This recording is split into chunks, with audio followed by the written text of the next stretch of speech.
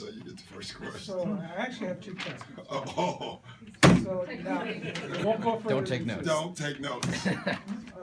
So how nice was it to get the starters some rest? It was great. You know, I was not real happy with our bench in the first half, obviously. We came out and played great defense. And you know what happens a lot? I just think sometimes teams, especially your bench, they come into a game and they have a 20-point lead, and they think they're just going to pile on offensively. They didn't realize that the way the starters got the lead is with their defense, and they scored. And so they kind of turned Phoenix on. And then our starters came back in the first half and took the game away. So in the second half, both teams played great, and that was nice. Doc, going back about 4 years ago to Jeff Green's medical issues, Yeah. what do you remember most about that time? And did you ever have that kind of motivational sit down with him? That kind No, of thing? you know, I was more the guy that was telling them he was going to be all right. And, you know, I honestly didn't really give him any advice about basketball. I didn't care less at that point. I didn't think he was going to play again. So I just, you know, we were going to create something in Boston for him and see if we can get him on the coaching staff, honestly. He's a high character guy, so you just want him around the team.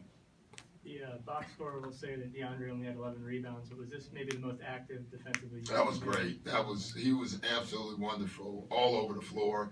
You know, block shots, chain shots, deflections, contested shots. You know, when he plays like that, man, he makes us really good defensively. Doc, in terms of some of the games coming up, there's a few opponents that have records similar to Phoenix. What's the key to keeping your team focused? Well, we're not as good as Golden State, so we have to keep improving. That's what I tell our guys. Every practice and every game is playoff preparation, and that's the mindset. We've made changes. We have to catch up there, and so our guys, you know, we told them it's serious time now. You know, it's and so we're getting ready. We have to get better. Chris and Redick outscored their starting backcourt by 21 in limited minutes basically tonight. Yeah. How did they drive what you guys did, especially early on when you guys kind of punched them in the mouth there? Yeah, I mean, we got some quick, fast breaks, and JJ gets going, and, you know, once you get going with the three-point ball, the floor is wide open for the rest of the game, and I think that's what happened. It's great to see JJ get a quick start again. You had Wes and Jeff together a lot. When you have two forwards, wings with that kind of length and size, can you kind of see the advantages?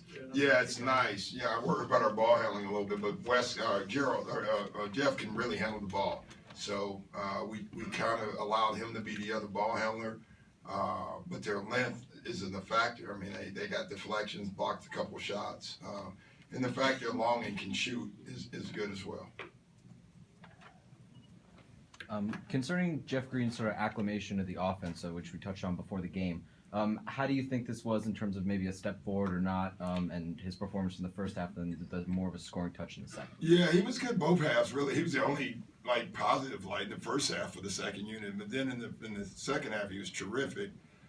He's still, you can tell, there's certain things he doesn't know, even though he scored on three of them. You know, he's supposed to turn the corner and look for different guys, but he's got great feel.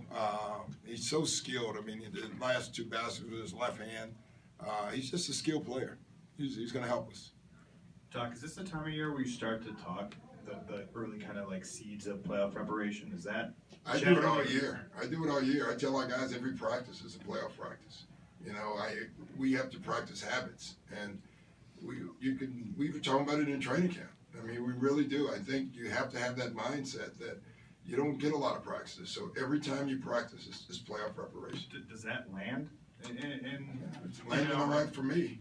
It may not land to you, but no. I wonder with them. I mean, can you ask them that? Yeah, I'll go ask October? them if it lands, you know. No, I mean, it's what you do. It's how you prepare a team. I think Golden State does it. It lands with them pretty well. You know, teams that are serious about winning, this is what you do. I don't think it's anything extraordinary, really.